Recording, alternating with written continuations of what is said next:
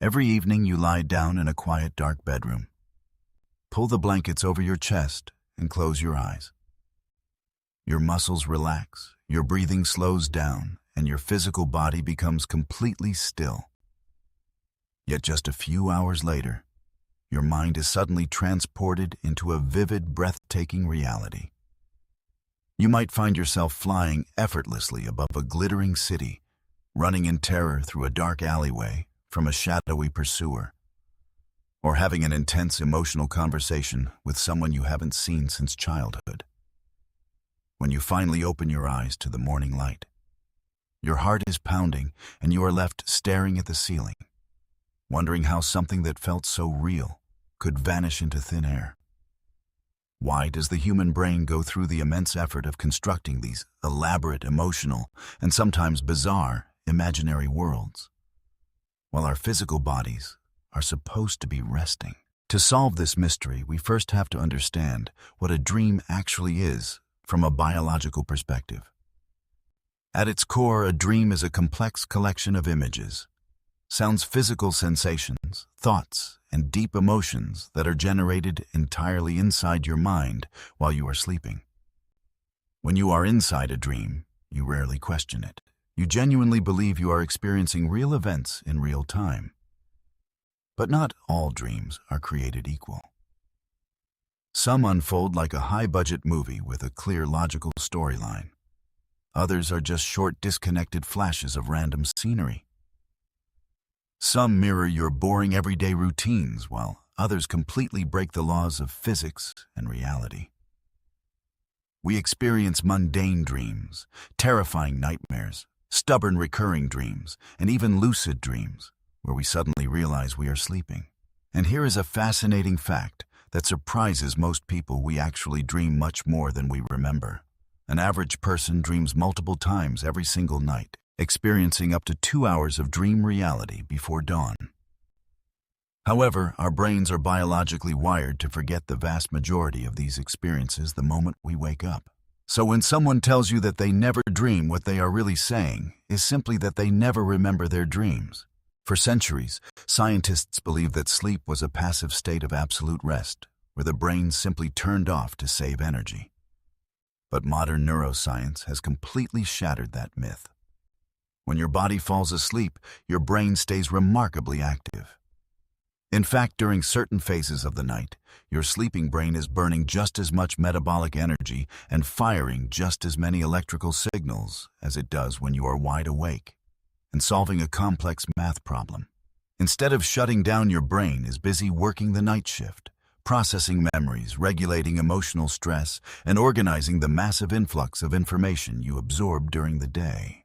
This overnight workload is divided across two main types of sleep: non-rapid eye movement, or NREM sleep, and rapid eye movement, or REM sleep. NREM sleep makes up the deeper, quieter phases of the night, where your body focuses on physical restoration. REM sleep, on the other hand, is the highly active phase where your eyes dart rapidly beneath your closed eyelids, your blood pressure rises, and your brain waves become fast and synchronized. These two phases repeat in 90-minute loops throughout the night. While simple, realistic thoughts can occur during NREM sleep, the most vivid, story-driven, and bizarre dreams happen almost exclusively during REM sleep. Why is REM sleep such a powerful breeding ground for intense dreams? It comes down to a radical shift in how different neighborhoods of your brain communicate. During REM sleep, the limbic system, which is the emotional, memory-driven command center of your brain, lit up with intense electrical activity. This explains why our dreams are overflowing with raw emotions like fear, excitement, anxiety, and joy. At the exact same time, the dorsolateral prefrontal cortex, the logical, rational part of your brain sitting right behind your forehead, goes dormant. This logical center is normally responsible for self-control, planning, and critical thinking. Because your logic center is fast asleep while your emotional center is working in overdrive, your dream mind blindly accepts bizarre, impossible events without hesitation. You can walk through walls, talk to animals, or see gravity reverse, and your brain simply nods along as if everything is completely normal. And to keep you safe, while these wild adventures unfold, your brainstem releases specialized inhibitory neurotransmitters that temporarily paralyze your major muscle groups. This ingenious biological safety mechanism prevents your physical body from leaping out of bed and acting out the intense motions of your dreams. Because dreaming is such an active and metabolic process, evolutionary neuroscientists know it must serve a vital survival purpose.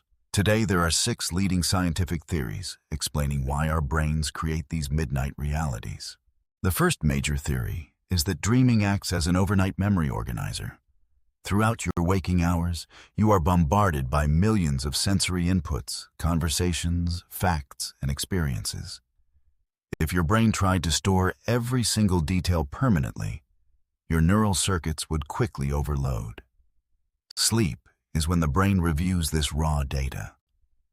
It systematically sifts through the events of the day, deciding which pieces of information are vital enough to be saved into long-term storage and which useless details can be thrown in the trash. Dreaming is thought to be the conscious reflection of this neural sorting process. As your hippocampus plays back recent experiences and links them to older memories from your past, your sleeping mind perceives this cross-referencing as a dream.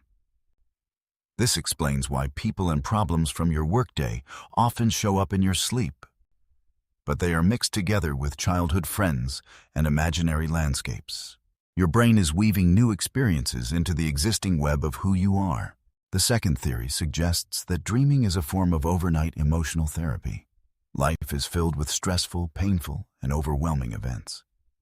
If we had to carry the raw, burning emotional intensity of every traumatic experience forever, our mental health would collapse. Matthew Walker and other neuroscientists propose that REM sleep acts as an emotional shock absorber. During REM sleep, something unique happens in the brain. The levels of noradrenaline, a key brain chemical associated with stress, anxiety, and the fight-or-flight response, drop to absolute zero. This is the only time during the entire 24-hour cycle that your brain is completely free of this stress chemical. While your brain is bathed in this neurochemically safe, calm environment, your dreams reactivate the emotional memories of your day. By reprocessing painful experiences without the physical stress chemicals present, your brain effectively strips away the emotional sting from the memory. You remember the event, but it no longer hurts as much. Dreaming is literally overnight therapy, helping us wake up the next morning feeling more resilient and emotionally balanced. The third theory takes us deep into our evolutionary past, the threat simulation theory, proposed by evolutionary psychologist Antti Revonsuo. This theory argues that dreaming evolved as a biological virtual reality simulator to help our ancestors practice surviving real-world dangers. For early humans living in the unforgiving wilderness, daily life was a constant battle against predators, rival tribes, and natural disasters. A split-second delay in reacting to a tiger meant death. In this context, dreaming provided a safe, zero-risk virtual sandbox for the brain to rehearse threat detection and escape strategies. By simulating terrifying chases, physical fights, and dangerous falls during sleep, the brain strengthened the neural pathways required for rapid survival responses during waking life. This beautifully explains why so many of our dreams revolve around stressful themes, like being pursued falling from great heights or being physically paralyzed. Our ancestors who simulated threats in their dreams were better prepared to survive them, in waking reality passing those dreaming brains down to us. The fourth theory proposes that dreaming is an overnight creative incubator. When you are awake, your logical prefrontal cortex keeps your thinking focused, rigid, and bound by strict rules. But during dreams, when that logical filter is turned off, the brain is free to make wild, abstract, and unexpected connections between distant ideas. Without the pressure of logic holding it back, your dreaming mind can combine unrelated memories and concepts to generate brilliant, out-of-the-box solutions to complex problems. History is overflowing with famous examples of overnight inspiration. Paul McCartney woke up with the complete melody for the hit song Yesterday, playing in his head after hearing it in a dream. Chemist Auguste Kekulé finally solved the impossible chemical structure of the benzene molecule after dreaming of a snake eating its own tail. When we fall asleep thinking about a difficult problem, our dreaming brains continue working on it from entirely new angles, often handing us the solution on a silver platter when we wake up. The fifth theory takes a more mechanistic approach: the activation synthesis hypothesis. Originally proposed by researchers Alan Hobson and Robert McCarley, this theory suggests that dreams don't necessarily start with a deep psychological meaning or a hidden message. Instead, during REM sleep, the brainstem fires off spontaneous random waves of electrical signals. These random signals shoot upward into the sensory and emotional cortexes, randomly triggering stored memories, visual images, and physical sensations. The human brain, however, is an absolute master at pattern recognition. It hates chaos and deeply craves meaning. So as these random electrical signals light up different neural circuits, your forebrain frantically tries to synthesize the chaos into a coherent narrative. It stitches the random images together on the fly, building a story out of static. Under this theory, a dream is simply your mind trying to weave a logical story out of the random electrical firing of a sleeping brain. The sixth and most recent theory suggests that dreaming is a basic visual maintenance system. Neuroscientist David Eagleman points out that the human brain is highly adaptable and brutally efficient. When a specific region of the brain is deprived of sensory input, neighboring brain areas will quickly invade and take over that unused neural real estate. When you fall asleep in a dark room, your visual cortex is suddenly cut off from all sight for 8 hours at a time. To prevent the other senses from invading and taking over the visual cortex during the night, the brain deliberately generates its own internal visual stimulation. By producing vivid dream imagery during REM sleep, the brain keeps the visual cortex active and defended against neural invasion. In short, we dream to keep our visual circuitry sharp and operational while our eyes are closed. When you look at these incredible theories, you begin to understand why dreams feel so strange and illogical. A dream doesn't need to follow the laws of physics because its primary goal isn't historical accuracy. It is emotional and neural processing.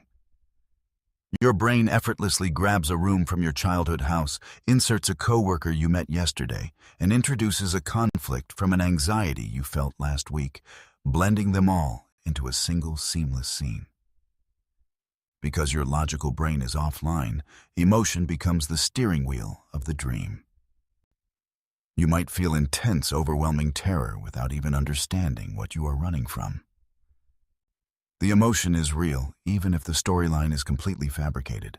This emotional dominance also explains why we dream so heavily about the people we know. Humans are deeply social creatures. Our survival, mental health, and happiness are intrinsically tied to our relationships with family, friends, and colleagues. These people occupy massive amounts of real estate in our emotional memories. When a specific person appears in your dream, they are rarely just themselves. They often act as a symbolic avatar representing a specific feeling, anxiety, or comfort associated with them in your waking life. But what happens when this emotional processing goes wrong? That is when we experience nightmares.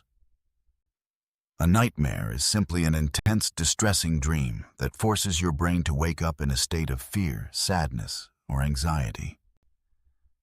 Nightmares are often triggered by high daytime stress, psychological trauma, illness, or sleep deprivation. While a standard dream successfully processes emotional stress without triggering physical panic, a nightmare occurs when an emotion becomes too intense for the sleeping brain to contain. The threat simulation system overheats, flooding the brain with so much fear that it shatters the sleep state entirely. Similarly, recurring dreams, those familiar scenarios where you show up to a final exam completely unprepared, Forget your pants in public, or find yourself unable to run away from danger, are your brain's way of flashing a warning light. Recurring dreams almost always point to a persistent unresolved stressor or a deep-seated anxiety in your waking life. Your brain will continue to replay that symbolic scenario night after night until you confront and resolve the underlying real-world anxiety triggering the loop. On the opposite end of the spectrum is one of the most remarkable phenomena in neuroscience, lucid dreaming. A lucid dream occurs when you suddenly realize that you are dreaming while you are still fast asleep inside the dream world. This happens when the dorsolateral prefrontal cortex, that logical critical center that usually sleeps during REM, spontaneously reactivates while the rest of your brain remains in a dream state. Suddenly you possess conscious awareness inside an imaginary universe. Advanced lucid dreamers can actually control the narrative consciously, flying over landscapes, changing the scenery, or confronting their nightmares face to face. Lucid dreaming proves that the boundary between wakefulness and sleep is not a solid brick wall, but a fascinating, flexible spectrum of human consciousness. Yet despite all the vivid richness of these nightly adventures, there is one final frustrating mystery we all experience. Why do our dreams vanish the very second we wake up? Why can you wake up with a brilliant emotional dream on the tip of your tongue, only to feel it evaporate into nothingness by the time you walk to the bathroom? The answer is purely chemical. During REM sleep, the brain levels of acetylcholine, a neurotransmitter required for generating experiences, are very high. But at the same time, the levels of noradrenaline and serotonin, the exact chemical messengers required to transfer a short-term experience into permanent long-term memory, are turned completely off. Your brain is essentially operating with the recording mode disabled. When your alarm clock rings and you abruptly transition from REM sleep to wakefulness, those memory circuits take several minutes to turn back on. By the time your brain is ready to record the fragile dream, circuitry has already decayed. If you don't actively rehearse and write down a dream in the first 60 seconds after opening your eyes, it is wiped from your neural RAM forever. This short-term memory erasure is also why some people swear they never dream, while others remember multiple dreams every morning. People who frequently wake up for brief, tiny moments throughout the night, often without even realizing it, give their memory circuits just enough wakeful chemistry to save the dream data before falling back asleep. On the other hand, heavy sleepers who snooze deeply through their REM cycles and wake up during quiet NREM sleep simply transition without saving the file. We all dream. We just differ in our chemical ability to press the save button before morning. This deep biological need for dreaming isn't exclusive to adult humans. When neuroscientists attach electrodes to sleeping animals, they discover that mammals and birds experience the exact same REM sleep cycles that we do. If you have ever watched a dog sleeping on the living room floor, whimpering, twitching its paws and paddling its legs as if it is chasing a squirrel through an imaginary park, you are witnessing an animal dreaming. While we can never ask a dog to describe its dream, neural brain imaging shows that their visual and motor cortexes light up during sleep in the exact same patterns as when they are running outside. Dreaming is an ancient shared evolutionary inheritance that unites the animal kingdom. We see this evolutionary importance even clearer in newborn babies. Human infants spend an astonishing 50 to 80% of their sleep submerged directly in REM sleep, far more than the 20% seen in human adults.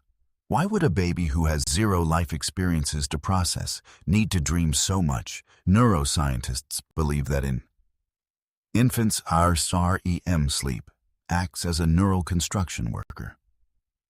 Before a baby has enough real-world sensory experiences to build brain circuits, the intense electrical firing of REM sleep internally stimulates the developing brain.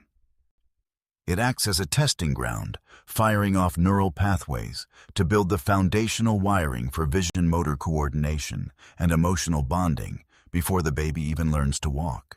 As we look at the overwhelming mountain of scientific evidence, it becomes clear that we need to abandon the outdated myths that have clouded our understanding of sleep for centuries. Let's set the record straight once and for all. First, every single human being dreams every night. Forgetting them does not mean you didn't experience them. Second, dreams are not supernatural prophecies predicting fixed future events.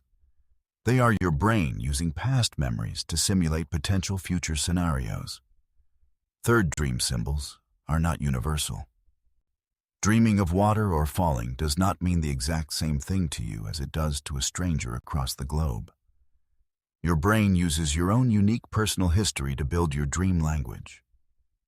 And finally, dreaming is not just a passive random byproduct of a resting brain. It is an active, essential biological state required for human survival. Why hasn't science settled on just one single exclusive answer for why we dream? Because the human brain is the most complex biological machine in the known universe. And dreaming is not a single-function tool. Just as waking consciousness allows us to work, socialize, learn, and feel, dreaming is a multi-purpose evolutionary toolkit. It is simultaneously an overnight memory organizer, an emotional therapist, a threat simulator, a creative incubator, and a brain maintenance system. So tonight, when you turn off the lights, pull up the blankets, and close your eyes to rest, remember that your mind is not simply shutting down. You are stepping into an ancient, brilliant biological theater.